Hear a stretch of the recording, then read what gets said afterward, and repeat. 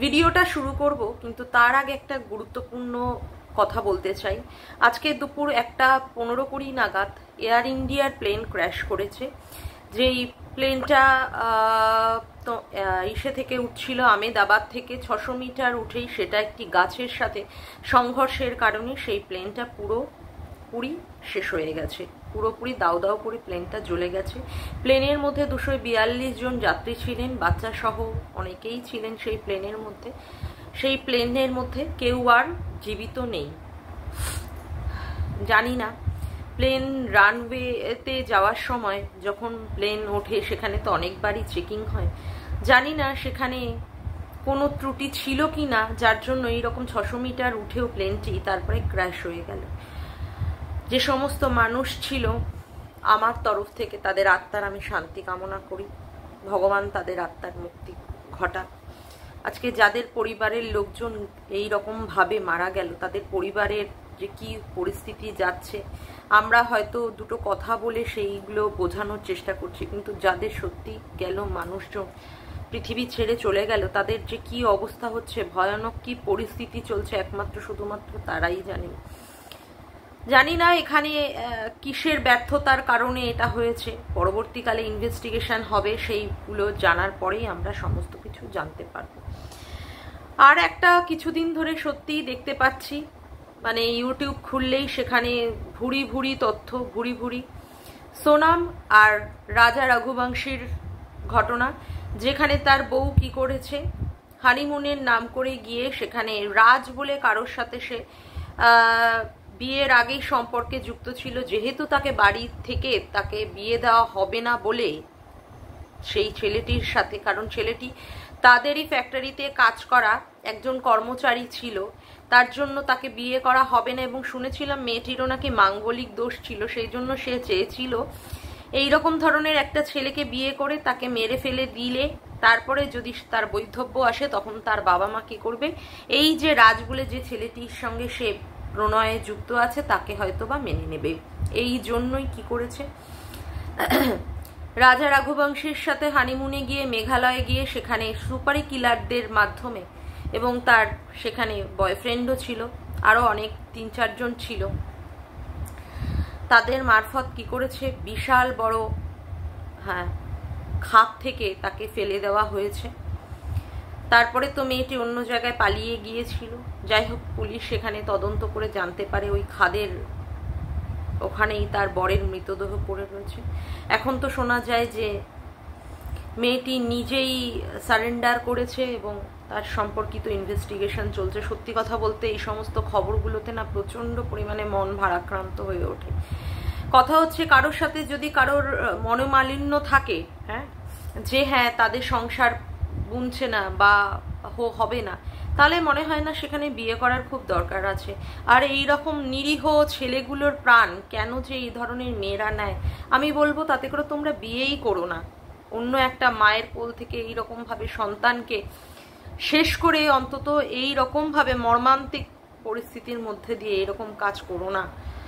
আজকে সমাজের পরিস্থিতি কোথায় গেছে, ভাব ভালোবাসার জন্য স্বামীকেও এইভাবে, মানে মনুয়ার কেসটাই ভাবুন, সেও তো তার স্বামীকে মেরে ফেলে দিয়েছিল। মানে এরকম হাজার হাজার বুড়ি বুড়ি কেস আসে। কিছু কিছু ঘটনা আমরা টিভির মারফত বা বিভিন্ন মিডিয়ার মারফত আমরা জানতে পারি, আর এরকম তো প্রচুর ঘটনাই আছে যেগুলো আমাদের কান অব্দি এসে পৌঁছায় না। সত্যি খুব খারাপই লাগছে। আজকে আর একটা জিনিসেও খারাপ লাগছে, সেটা কি 12 বছরের সংসার ভেঙে গেল। সেই নিয়ে আজকে বিস্তারিত আলোচনা করব। সবার আগে ইন্ট্রো। হ্যালো বন্ধুরা, কেমন আছো তোমরা সবাই? আশা করি তোমরা সবাই খুব ভালো আছো, আমিও খুব ভালো আছি। মামনের মনের কথাতে তোমাদের সকলকে সুস্বাগতম।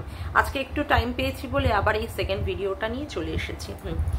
আজকে দেখলাম আমাদের সুতপাকে কি তার গৃহপ্রবেশ করতে মৎস্যনন্দপুর, তাই তো, সেইখানে সে 4 তলার উপরে একটি ফ্ল্যাট নিয়েছে। সেই ফ্ল্যাটে আজকে তার গৃহপ্রবেশ। সকালবেলায় সে 7টার আগেই উঠে পড়েছে, কারণ তার টোটো আসবে সকাল 8টার সময়। সে কি করেছে, স্নান করার আগে ঘরদোর ঝাড় দিয়ে সে স্নান করে ঠাকুর নিয়ে গেল, সিংহাসন থেকে ঠাকুর তুলে নিল। গতকালের ভিডিও, গতকাল মনে হয় পূর্ণিমা ছিল এবং গতকাল যতদূর সম্ভব আমি জানি জগন্নাথ দেবের স্নান যাত্রা ছিল। হ্যাঁ, যাই হোক, সেখান থেকে সিংহাসন থেকে ঠাকুর নিয়ে গেল। সত্যি আমার এই ব্যাপারটা না ভীষণ মনে দাগ কাটে, কারণ এমনিতেই পূর্ণিমার সময় কোনো কিছুই সাধারণত আমাদের মতো বাঙালি হিন্দু পরিবারে আমাদের কোনো সময় আমাদের ঠাকুর পরিবর্তন আমরা করি না। আর যেখানে সিংহাসন পাতা রয়েছে সেখান থেকে লোকনাথ বাবা আর গপুকেও নিয়ে গেল ওর বাড়িতে। ও নিজের যে ফ্ল্যাটটাও নিয়েছে, ও বলছে রেন্ট, কিন্তু মোটামুটি সবাই আমরা বুঝতেই পারছি ওই ফ্ল্যাটটাও কিনে নিয়েছে। যাই হোক, তো ওখানটাও নিয়ে গেল। টোটো আসলো, টোটোর মধ্যে করে কি করলো, জিনিসগুলোকে সব নিয়ে গেল। হ্যাঁ, সেখানে আর একটি ব্যক্তিকেও আমরা কিন্তু দেখতে পেলাম না। তারপরে কি হলো, টোটো করে সে চলে গেল। টোটো করে চলে গিয়ে ফ্ল্যাটে উঠলো। ফ্ল্যাটে ওঠার পরে সেখানে দেখলাম সে শাড়ি টাড়ি পরিহিত অবস্থা। ও না, তার আগে ঘরদোরগুলো দেখলাম মপ দিয়ে পরিষ্কার করে নিল, মুছে টুছে নিল। তারপরে জল চৌকিতে ও ঠাকুর বসালো, শাড়ি টাড়ি পরে ও নিজেই পুজোটা করে নিয়ে ঠাকুর পুজো করলো। ওর মাকে এসেছে দেখলাম, আর তৃতীয় কোনো ব্যক্তি দেখলাম না, ওদের দুজন ব্যতীত। তারপরে দেখলাম ওর স্টিলের খাটটা এসেছে এবং ওই স্টিলের খাটটাকে পাতা হলো একটি ঘরের মধ্যে। আর তারপরে কি হলো, তারপরে দেখলাম মেয়েতে আর মাতে রেস্টুরেন্টে খেতে চলে গেল। কি খেতে চলে গেল না, মিক্স ফ্রাইড রাইস আর চিকেন দো পেঁয়াজা। 12 বছরের সংসার, তিল তিল করে সেই সংসারটাকে গড়ে তুলতে হয়। সত্যিই তো তাই, কত আবেগ, কত কিছু তার মধ্যে পরিশ্রম, কত স্বপ্ন, সমস্ত দিয়েই না একটা সংসার গড়ে তুলতে হয়। সেখানে তো মানে স্বামীর পয়সায় জল গরমই হয় না, এরকম একটা পরিস্থিতি।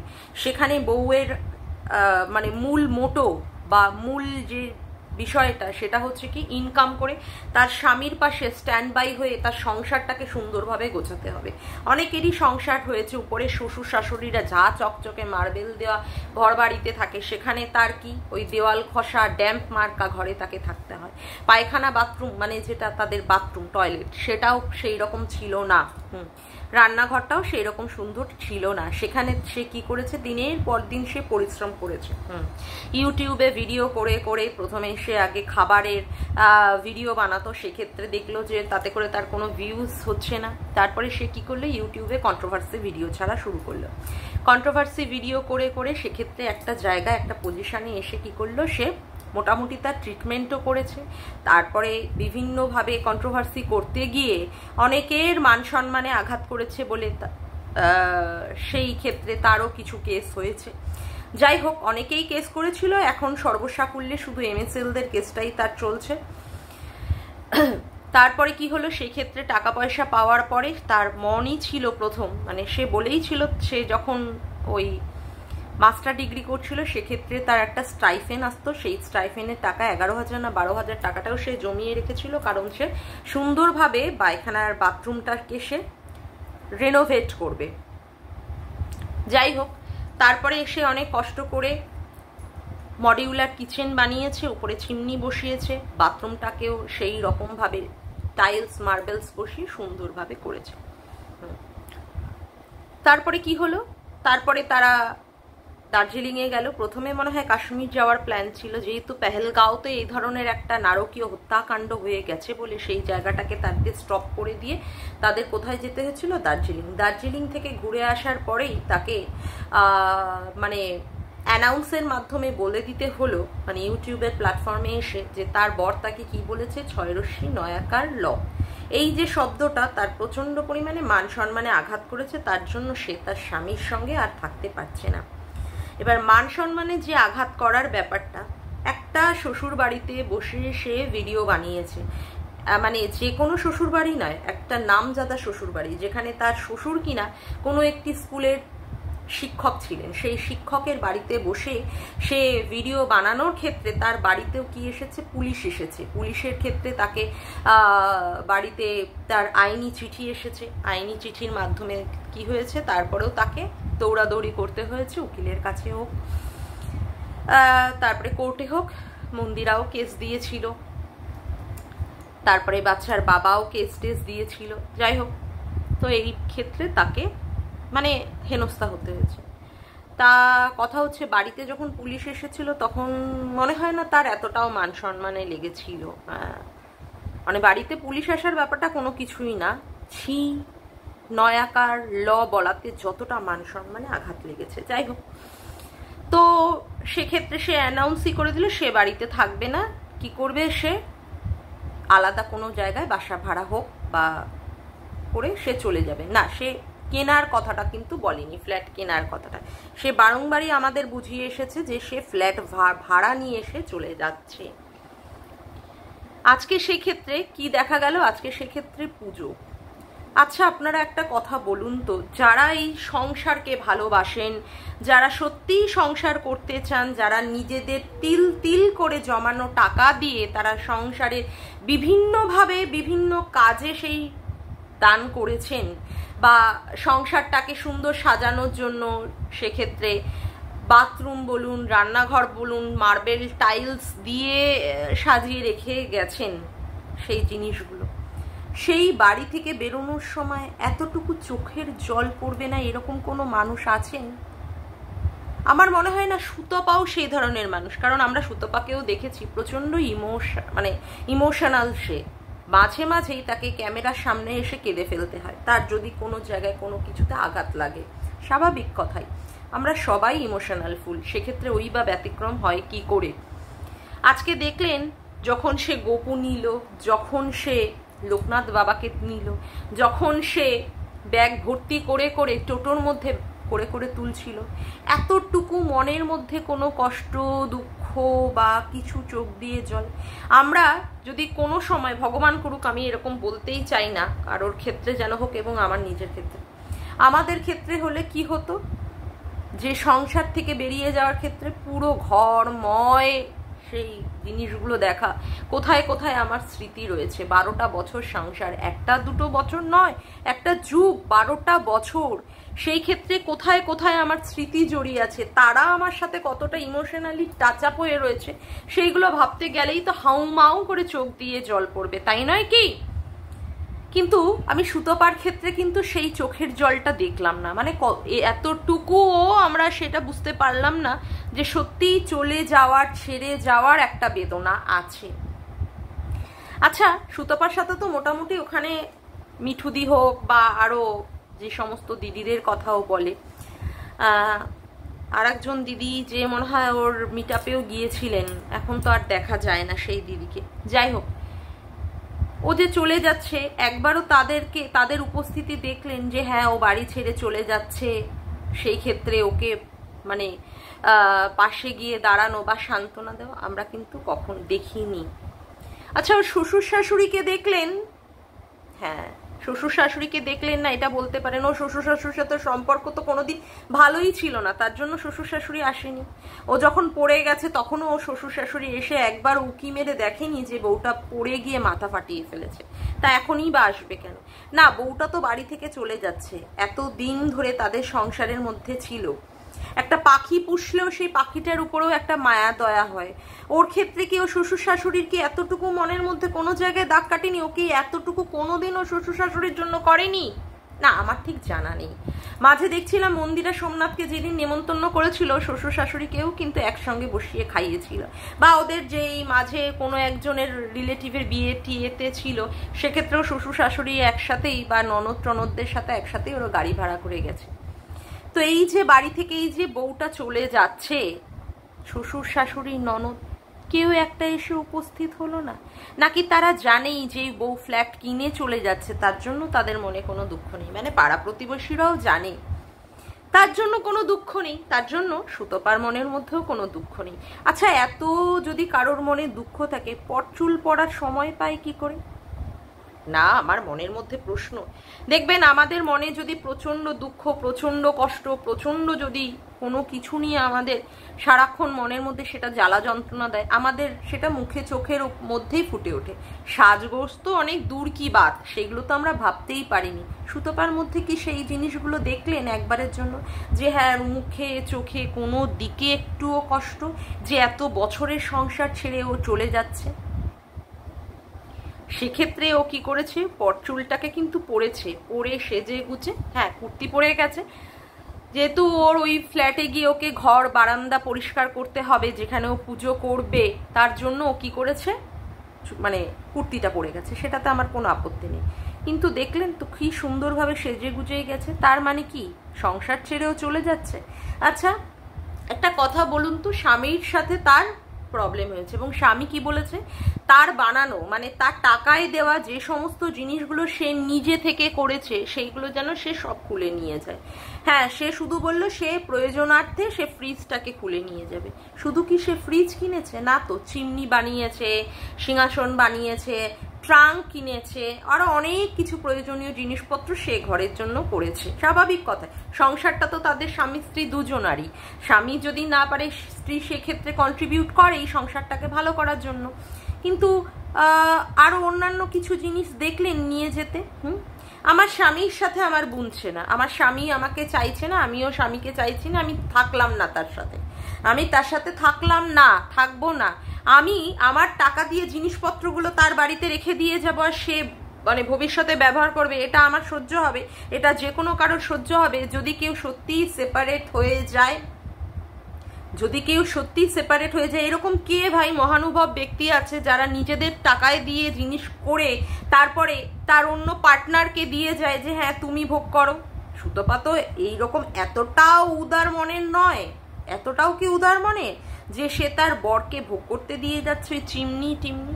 আচ্ছা ভাই, আমার সংসার ছেড়ে আমি চলে যাচ্ছি, সেক্ষেত্রে আমার মানে রান্নাঘরের গ্রিল মোছা, তারপরে হচ্ছে আমার চিমনি মোছা আমি করতে যাব কেন? আমি তো চাইবো আমার বরটাকে আরো টাইট দিতে, নে তুই থাক, তুই তোর বাড়িঘর নিয়ে থাক, আমি কেন পরিষ্কার করে দেবো? কিন্তু না, সেইগুলোকে পরিষ্কার করে যত্ন করে রেখে যাচ্ছে। সত্যি কি এটা সেপারেশন? সেপারেশনই বুঝি এইরকম হয়? না আমার ঠিক জানা নেই, তো সেই জন্য আমার মনের মধ্যে ভীষণ কৌতূহল। আমি সত্যি কথা বলতে এগুলো জানতেও চাই না, এগুলো জানতেও চাই না। হ্যাঁ কেউ কন্টেন্ট দিয়েছে তাই নিয়ে আমি কন্ট্রোভার্সি করছি। আজকে যদি এটা অন্য কারোর ক্ষেত্রে হতো, সুতপাও কিন্তু কন্ট্রোভার্সি করতে বাদ দিত না। তার জন্য আমরা কন্টেন্ট ক্রিয়েটার বলে, তার জন্য আজকে সুতপা কন্টেন্ট দিয়েছে বলেই তাই এই সমস্তগুলো নিয়ে কন্ট্রোভার্সি করছি। সে তো চায় যে হ্যাঁ সে কন্ট্রোভার্সির মক্ষী রানী হয়ে থাকতে, না হলে তো সে এই ধরনের কন্টেন্টগুলো সে দিত না, তাই নয় কি? সে অত সুন্দর বাথরুম, অত সুন্দর রান্নাঘর রেখে দিয়ে যাচ্ছে তার স্বামীকে ভোগ করতে দেওয়ার জন্য। এতটাও বোকা সুতপা মনে হয় আমার, অ্যাটলিস্ট মনে হয় না। আমার সত্যি সিরিয়াসলি এসবগুলো মনে হয় না। যাই হোক, এটা গেল সুতপার এই দিককার শ্বশুর বাড়ির সংসারের কথা, যেগুলো আমি দেখলাম না। তবে আমার যতদূর মনে হলো ক্যামেরার আড়ালে ওর স্বামী ছিল। ক্যামেরার আড়ালে স্বামী ছিল, এবং যেদিন স্বামীর কি বলবো ছুটির দিন মানে বুধবার, সেই দিনটাকেই বেছেছে যে ওই দিনটাকেই একটা গৃহপ্রবেশের দিন বলে করা যেতে পারে। আমার মনে হলো যে স্বামীকে সে আড়াল করে রাখলো, ক্যামেরার উল্টো দিকে দেখালো না। ওর স্বামীও কিন্তু ওর সাথে ছিল। এবার আপনারা বলবেন তুমি কি করে বুঝলে? আচ্ছা ওর যে ফ্ল্যাটে গেল, ও তো শুধু একটা মাত্র ঘর দেখালো, আর একটা ঘর আমাদের দেখালো, কেন দেখালো না বলুন তো ওই ঘরটাতে? তার মানে ওই ঘরটাতে ওর হাজবেন্ড ছিল, ওই ঘরটাতে ওর হাজবেন্ড ছিল, সেই জন্য ও আর ওই ঘরটা দেখাতে পারলো না, তাই না? কি সুতপা ঠিক বলছি তো? আচ্ছা সুতপা, বাবা তো খুব সুন্দর করে মেয়ের আলাদা সেপারেট হওয়ার জন্য মেয়েকে নিয়ে গিয়ে এটা ওটা সেটা করলো, মেয়েকে বাড়ি খুঁজে দিল, মেয়েকে খাট কেনার সময় মেয়ের সাথে থাকলো, আজকে কেন আসলো না? আজকে কি বাবা ছুটি পায়নি? না তুমি হলেও এ ধরনের প্রশ্ন তুমি অন্য কাউকে করতে, তাই না? আচ্ছা সুতপাকে দেখলাম একটা সুন্দর বেশ ফ্ল্যাটটা ভালোই লাগলো, বেশ রং টং করা, অমুক করা তমুক করা, সেই ফ্ল্যাটে সে পুজো দিচ্ছে, তাই না? সে পুজো দিচ্ছে, নতুনই মনে হলো ফ্ল্যাটটা। আচ্ছা সুতপা, ও কি দীক্ষিত না, আমরা জানি দীক্ষিত হলে সে পুজো করার অধিকারী হয়। হ্যাঁ, কখনো যদি ব্রাহ্মণ বা ঠাকুরমশাই না পাওয়া যায়, সেই ক্ষেত্রে যারা দীক্ষিত মানুষ হন তারা অনেক সময় পাঁচালি পরে হোক অমুক করে হোক পুজো করে। যেমন আমার শাশুড়ি মাকেই দেখেছি, উনি দীক্ষিত, উনি হচ্ছেন ভারত সেবাশ্রমের দীক্ষিত। হ্যাঁ, ভগবান প্রণবানন্দ মহারাজজির উনি দীক্ষিত। তার জন্য আমি ওনাকে দেখেছিলাম ওই করোনা পিরিয়ডে, উনি কিন্তু পাঁচালি পরেই পুজো দিয়েছেন। তা আমি শুনেছিলাম পরবর্তীকালে যে অনেকেই যারা দীক্ষিত মানুষ হন তারা পাঁচালি পরে হোক বা তারা এরকমভাবে পুজো দিতে পারে। কিন্তু গৃহপ্রবেশ কি সত্যি দীক্ষিত মানুষরা করতে পারে বলে আমার মনে হয় না। আর গৃহপ্রবেশ এটার সাথে কিন্তু নারায়ণ পুজো বলে আমাদের হিন্দু ধর্মশাস্ত্রতে কিন্তু রয়েছে। হ্যাঁ, সেটাকে তো উপেক্ষা করলে চলে কি? কিন্তু দেখলাম সুতপাকে শুধুমাত্র লোকনাথ বাবাকে বসালো, গোপাল ঠাকুর মানে গোপুকে বসালো, বসিয়ে শুধু একটা উলু উলু উলু উলু আর ওই শঙ্খের জলটা দিয়ে এরকম ভাবে ঢেলে দিল, একটু এইরকম ভাবে ধূপকাঠি নাড়ালো, নাড়িয়ে শঙ্খ ধ্বনি দিল, দিয়ে দেখলাম পুজো হয়ে গেল। আদৌ কি এটা গৃহপ্রবেশ? আদৌ কি এটা গৃহপ্রবেশ? না, এটা ঠিক মাথায় ঢুকলো না। আচ্ছা, গৃহপ্রবেশ আমরা তো সাধারণত জানি যে ক্ষেত্রে গৃহপ্রবেশ বা বাড়িতে কোনো বাড়িতে যদি আমরা নতুন পদার্পণ করি, সেই ক্ষেত্রে কি করতে হয় আমাদেরকে? সেদিন পুজো করে ফল বা সিন্নি প্রসাদ দিতে হয়। সুতপাকে আমরা সেরকম ভাবে দেখলাম না যে সত্যি সে সিন্নি প্রসাদ বা অমুক করেছে। যাই হোক, ফল দিয়েও কতটুকু পুজো দিয়েছে তাতেও আমি সন্দেহ প্রকাশ করি। আচ্ছা, ওই দিন না নিরামিষ খেতে হয়? ও, সুতপার বেলায় তো সেই সমস্ত কোনো বেলাই নেই না। যেদিনও গোপাল পেতে ছিল সেই দিনই তো ও খাসির মাংস দিয়ে পেট ভরে খেয়েছিল। যেদিন দক্ষিণেশ্বর থেকে গোপাল এনে ও বসালো, হ্যাঁ, সেদিনই ও কি করেছিল? ওই গোপালকে স্থাপিত করার পরেই কিন্তু পেট ভরে খাসির মাংস দিয়ে ভাত খেয়েছিল। আবার ওই লোকনাথ বাবার পুজোর দিনও আমি দেখেছিলাম ও ডিমের অমলেট দিয়ে ভাত খেয়েছিল। তা আজকেও দেখলাম কি দিয়ে খেতে? গৃহপ্রবেশের পরেই দেখলাম ওরা কোনো একটা রেস্টুরেন্টে চলে গেল। সেই রেস্টুরেন্টে গিয়ে মা মেয়েতে মানে মিলে মিক্সড ফ্রাইড রাইস আর চিকেন দো পেঁয়াজা খেলো। সত্যিই কি এটা গৃহপ্রবেশের মধ্যে পড়লো? হ্যাঁ, ঠিক আমার জানা নেই। আপনাদের কি কোথাও মনে হচ্ছে যে সত্যি এটা মানে 12 বছরের সংসার জীবন ত্যাগ করে একটা সেপারেশনের মাধ্যমে একটি বাড়িতে গিয়ে সে আলাদাভাবে থাকবে বলে এইভাবে গৃহপ্রবেশ করছে? ভগবান জানেন, জানেন তো, সত্যি ভগবান জানেন। এই যে এই মেয়েটি এত নাটক করতে পারে, এত মানুষকে মিথ্যা বলতে পারে, আর এর দ্বারাই এই সমস্তগুলো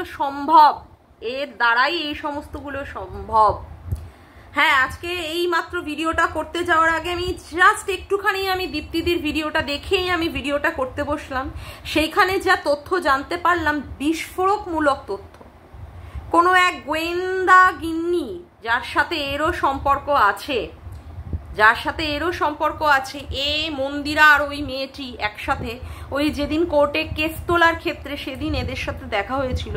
এবং এই মেয়েটি কিন্তু আজকে একটি বিস্ফোরক মন্তব্য দাবি করেছে। কি দাবি করেছে? হ্যাঁ, সুতপা যেই কথাটা মন্দিরাকে বলেছিল যে তারও এরকম 5-6 বছরের ছোট, মানে সুতপার থেকে 5-6 বছরের ছোট একটি ছেলের প্রতি তারও একটা দুর্বলতা রয়েছে, আজকে এসে মেয়েটি সেই ভান্ডা ফাটিয়ে দিয়েছে। মেয়েটি বলল সেই ছেলেটির ছবিই নাকি সুতপা তাকে দেখিয়েছে এবং ছেলেটিরও নাকি বিয়ে ঠিক হয়েছে। সেই ক্ষেত্রে সুতপার সেই কথা বলতে গিয়ে তার নাকি গলা ধরে গেছে। তাহলে কি এখানেও একটা পরকীয়ার গন্ধ পাচ্ছেন আপনারা? না, আমি তো কিছুটা হলেও পাচ্ছি।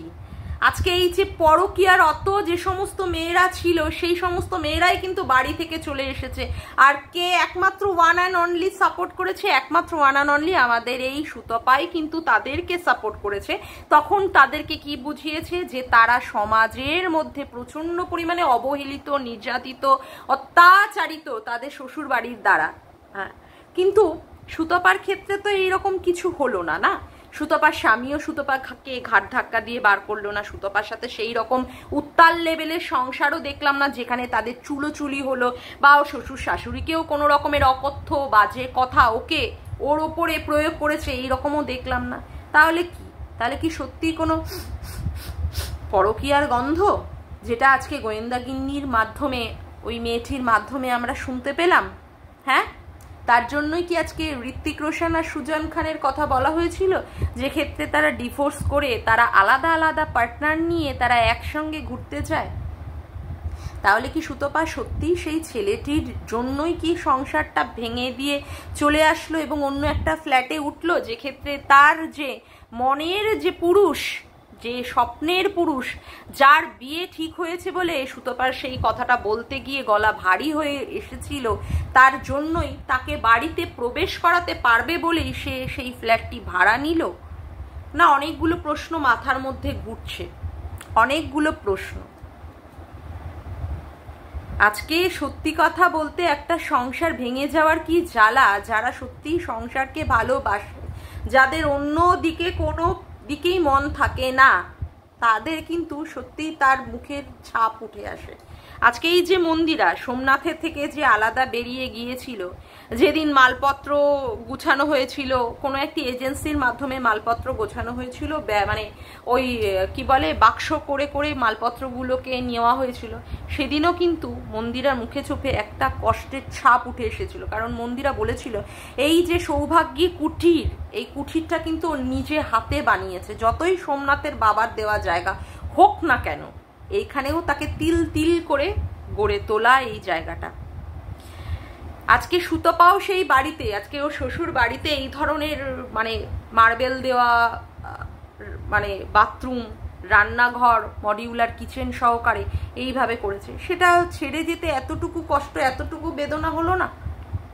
এতটুকু বেদনা হলো না? আচ্ছা, গৃহপ্রবেশের যেদিন পুজো হয় সেদিন যতদূর সম্ভব আমরা জানি যে গৃহপ্রবেশ করে 3 দিন 3 রাত্রির কাটাতে, সুতপা কি কাটালো? না, ও তো দেখলাম বাড়ি চলে আসলো। কারণ গতকাল রাত্রেও একটা কন্ট্রোভার্সি ভিডিও ছেড়েছে মারিয়ার উপরে, মারিয়ার কোনো ভিউজ মানে ভিউয়ার্সের কাছ থেকে টাকা নেওয়ার ক্ষেত্রে ও তো দেখলাম একটা মানে ভিডিও করেছে। তাহলে তো ও ওই বাড়িতে থাকেনি, তাই না? ও যে বাড়িটা ও বলছে যে ও ভাড়া নিয়েছে, তাহলে তো থাকেনি। তাহলে এটা কি ধরনের গৃহপ্রবেশ হলো? এটা কি শুধুমাত্র ভিউয়ার্সদের চোখে মানে আই ওয়াশ করাচ্ছে যে এটা ওদের ঝগড়া চলছে বা অমুক চলছে? এটা পুরোটাই নাটক। আর এই যে এই জিনিসগুলো যে সুতপা করছে না, ও কিন্তু কেঁচো খুঁড়তে কেউটে বার করার চেষ্টা করছে।